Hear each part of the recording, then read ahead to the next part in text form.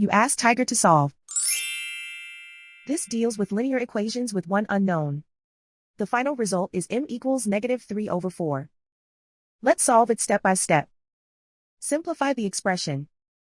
Simplify the arithmetic. Group all constants on the right side of the equation. Subtract 12 from both sides. Simplify the arithmetic.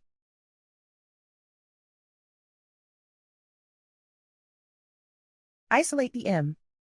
Divide both sides by 16. Simplify the fraction. Find the greatest common factor of the numerator and denominator. Factor out and cancel the greatest common factor. And so the final result is m equals -3/4.